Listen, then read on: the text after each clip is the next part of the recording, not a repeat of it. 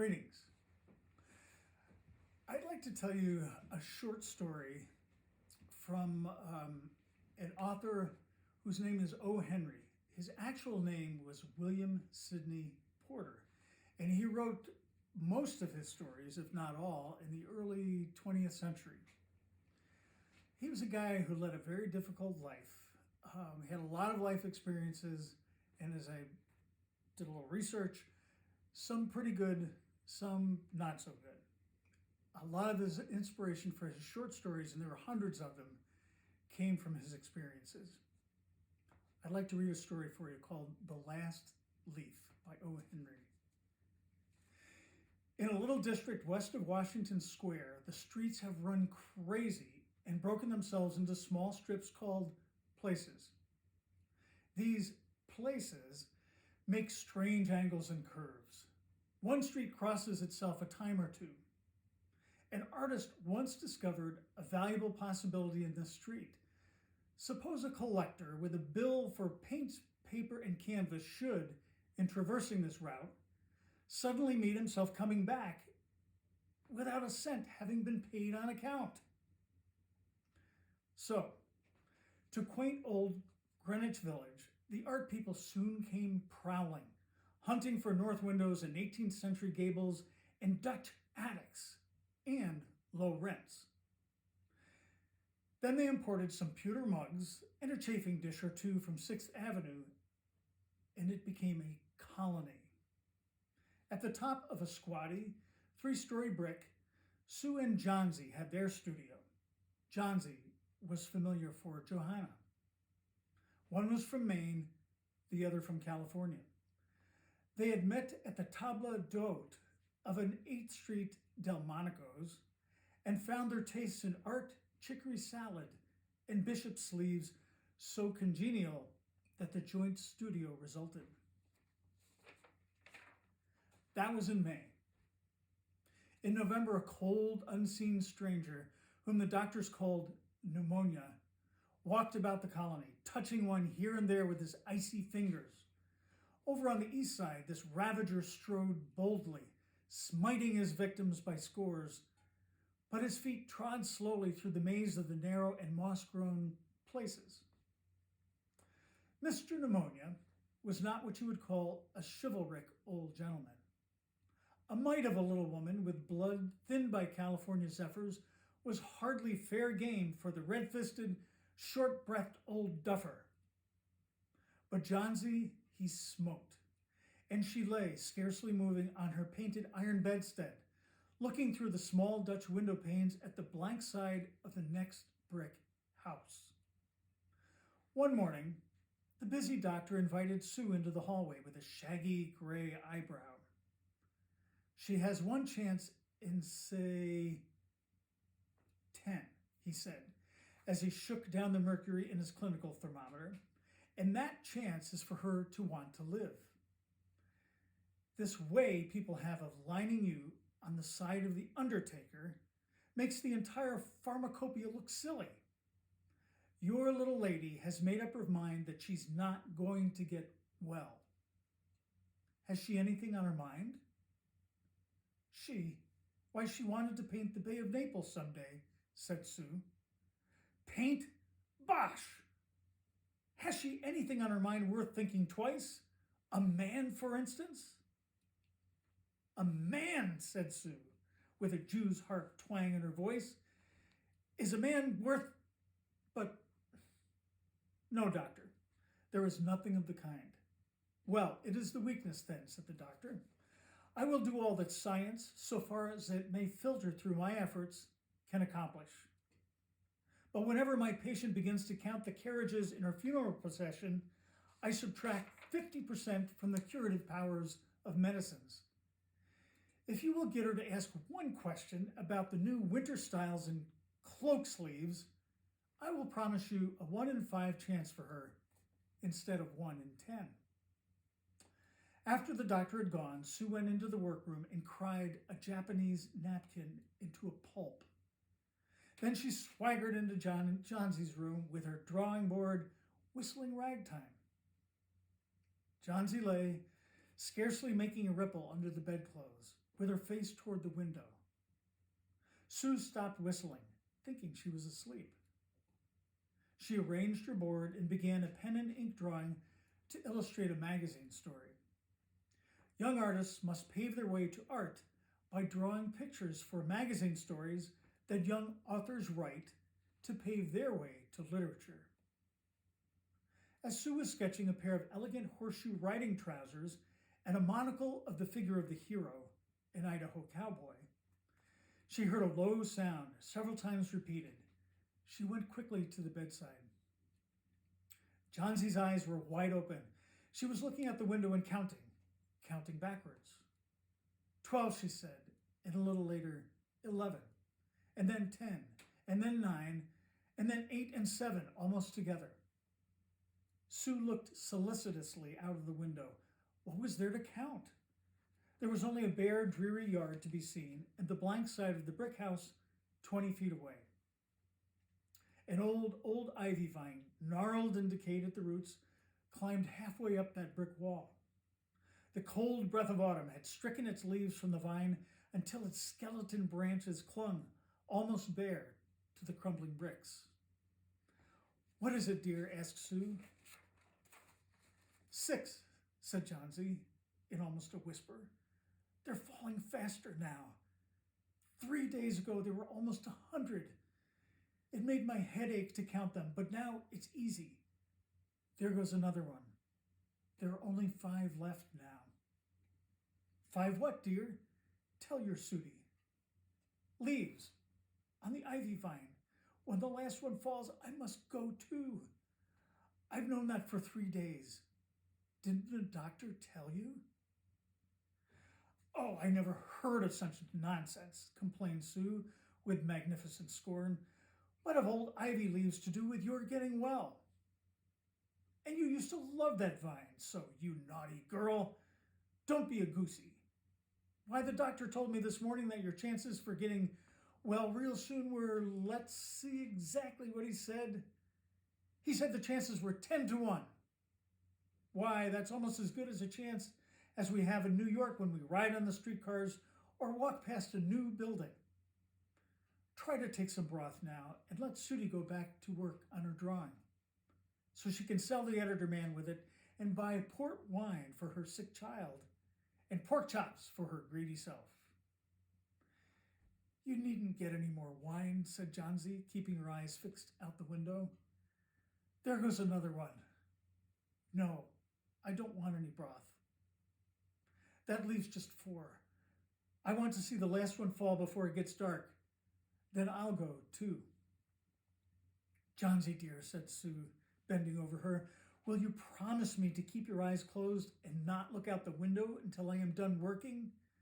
I must hand these drawings in by tomorrow. I need the light, or I would draw the shade down. Couldn't you draw in the other room? Asked Johnsy coldly. I'd rather be here by you, said Sue. Besides, I don't want you to keep looking at those silly ivy leaves. Tell me as soon as you have finished, said Johnsy, closing her eyes and lying white and still as a fallen statue. Because I want to see the last one fall. I'm tired of waiting. I'm tired of thinking. I want to turn loose my hold on everything and go sailing down, down, just like one of those poor, tired leaves. Try to sleep, said Sue. I must call Berman up to be my model for the old hermit miner. I'll be gone for a minute. Don't try to move till I come back. Old Berman was a painter who lived on the ground floor beneath them. He was past 60 and had a Michelangelo's Moses beard curling down from the head of a satyr along with the body of an imp. Berman was a failure in art. 40 years he had wielded his brush without getting near enough to touch the hem of his mistress's robe. He had always been about to paint a masterpiece, but had never yet begun it. For several years he had painted nothing except now and then a daub in the line of commerce or advertising. He earned a little by serving as a model to those young artists in the colony who could not pay the price of a professional. He drank gin to excess and still talked of his coming masterpiece. For the rest, he was a fierce little old man who scoffed terribly at softness in anyone and who regarded himself as a special mastiff in waiting to protect the two young artists in the studio above him. Sue found Berman smelling strongly of juniper berries in his dimly lighted den below. In one corner was a blank canvas on an easel that had been waiting there for 25 years to receive the first line of the masterpiece. She told him of Johnsy's fancy and how she feared she would, indeed, light and fragile as a leaf herself, float away, and when her slight hold upon the world grew weaker. Old Berman, with his red eyes plainly streaming, shouted his contempt and derision for such idiotic imaginings. "Was," he cried, "is der people in the world mit der foolishness to die because leaves they drop off from a confounded vine? I have not heard of such a thing. No, I will not pose as a model for your fool hermit dunderhead. Why do you allow a dot silly business to come in her brain of hers? Ach, that poor little Miss Jansi." "She is very ill and weak," said Sue, "and the fever has left her mind morbid and full of strange fancies." "Very well, Mr. Berman. If you do not care to pose for me, you needn't. But I think you are a horrid old flibberty-gibbet." "You are just like a woman," yelled Berman. "Who said I will not pose? Go on, I commit you. For half an hour I have been trying to say that I am ready to pose. Gott, this is not any place in which one so good as Miss Jansi shall lie sick. Some day I will paint a masterpiece, and we shall go away together. Gott, yes." Jansi was sleeping when they went upstairs. She pulled the shade down to the windowsill and motioned Berman into the other room. In there, they peered out the window fearfully at the ivy vine. Then they looked at each other for a moment without speaking. A persistent cold rain was falling, mingled with snow. Berman, in his old blue shirt, took a seat as the hermit miner on an upturned kettle for a rock. When Sue awoke from an hour's sleep the next morning, she found Jansi with dull, wide-open eyes staring at the drawn green shade. "Pull it up, I want to see," she ordered in a whisper. Wearily, Sue obeyed. But lo, after the beating rain and fierce gusts of wind that had endured through the livelong night, there yet stood out against the brick wall one ivy leaf. It was the last one on the vine. Still dark green near its stem, with its serrated edges tinted with yellow of dissolution and decay, it hung bravely from the branch, some 20 feet above the ground. "It is the last one," said Jansi. "I thought it would surely fall during the night. I heard the wind. It will fall today, and I shall die at the same time." "Dear, dear," said Sue, leaning her worn face down to the pillow. "Think of me if you won't think of yourself. What would I do?" But Jansi did not answer. The lonesomest thing in all the world is a soul when it is making ready to go on its mysterious, far journey. The fancy seemed to possess her more strongly as one by one the ties that bound her to friendship and to earth were loosed. The day wore away, and even though through the twilight they could see the lone ivy leaf clinging to its stem against the wall.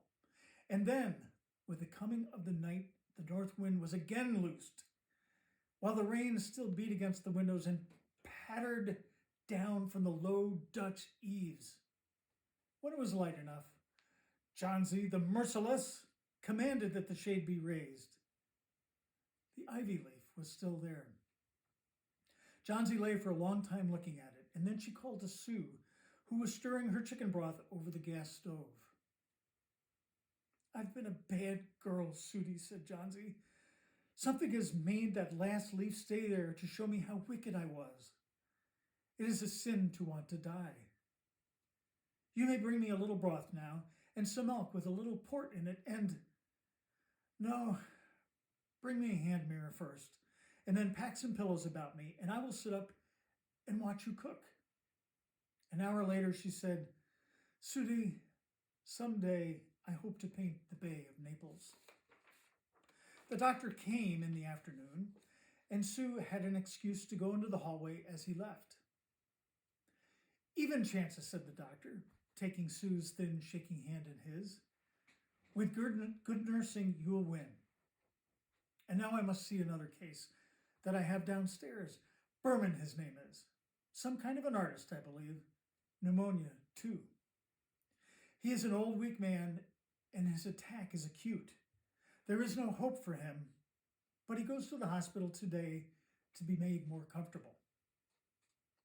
The next day, the doctor said to Sue, she's out of danger. You won. Nutrition and care now. That is all. And that afternoon, Sue came to the bed where Johnsy lay, contentedly knitting a very blue and very useless woolen shoulder scarf, and put one arm around her, pillows and all. I have something to tell you, White Mouse, she said. Mr. Berman died of pneumonia today in the hospital. He was ill only 2 days. The janitor found him the morning of the first day in his room downstairs, helpless with pain. His shoes and clothing were wet through and icy cold. They couldn't imagine where he had been on such a dreadful night. And they found a lantern, still lighted, and a ladder that had been dragged from its place, and some scattered brushes, and a palette with green and yellow colors mixed in it. And look out the window, dear, at the last ivy leaf on the wall. Didn't you wonder why it never fluttered or moved when the wind blew? Ah, darling, it's Berman's masterpiece. He painted it there the night that the last leaf fell.